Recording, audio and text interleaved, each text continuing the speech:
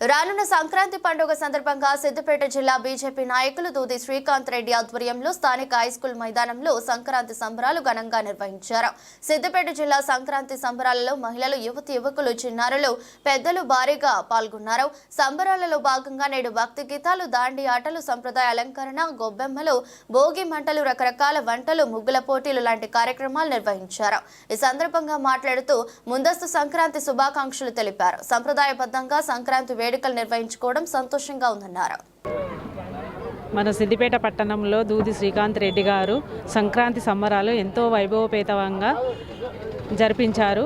మాకెంతో ఆనందంగా ఉంది. మహిళలందరికీ చాలా ఉత్సాహంగా ఉంది. అందరూ సంబరంగా ముగ్గుల పోటీలో మరియు రంగవల్లి మరియు దాండియా ఆటలో అందరూ మహిళలు చాలా ఉత్సాహంగా పాల్గొన్నారు.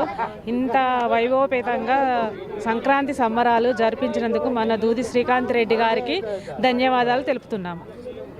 మాకు ఈ ప్రోగ్రాం చాలా బాగా అనిపించింది. ఇంట్లో ఉన్న మహిళలందరూ కూడా బయటకు వచ్చి చాలా ఎంజాయ్ చేశారు. ముగ్గులు వేశారు, దాండియా ఆడారు, ఫుడ్ ఫెస్టివల్ సంబరాలను జరుపుకున్నారు. అందరూ చాలా సంతోషంగా జరుపుకున్నారు సంక్రాంతి సంబరాలు.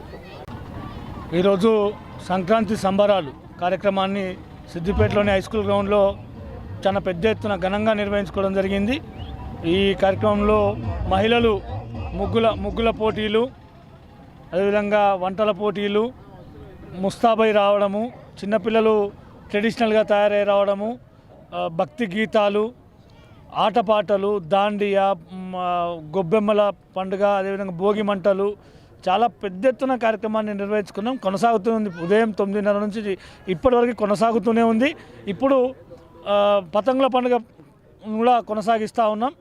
చాలామంది పిల్లలు, పెద్దలు కూడా ఈ కార్యక్రమానికి రావడం జరిగింది.